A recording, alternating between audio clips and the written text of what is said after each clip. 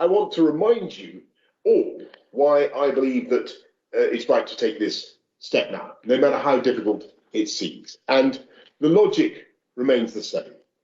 That if we don't open up now, then we face a risk of even tougher conditions in the colder months, when the virus has a natural advantage. We lose that fire break of the school holidays, and there comes a point after so many have been vaccinated when further restrictions no longer prevent hospitalizations and deaths, but simply delay the inevitable. And so we have to ask ourselves the question, if not now, when?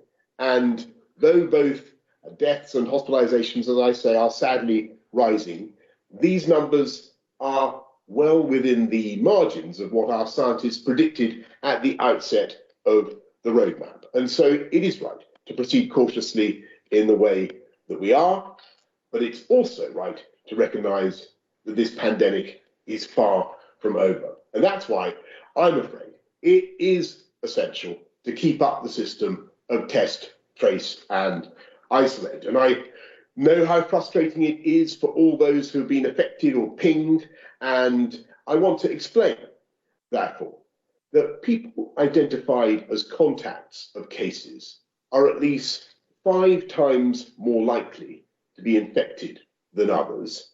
And even if they've been vaccinated, there is a significant risk that they can still pass the disease on.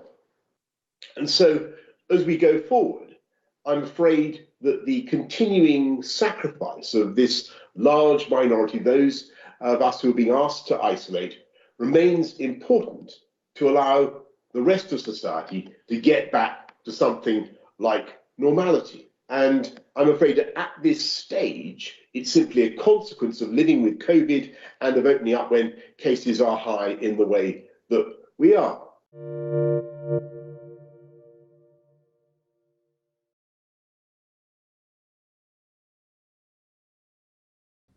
Thanks for watching Bloomberg Quicktake Now. Subscribe to our channel to see the biggest stories the moment they happen from around the world. And tune into our 24/7 live stream for global news coverage, interviews, deep dives, shows, and documentaries on the stories you care about most.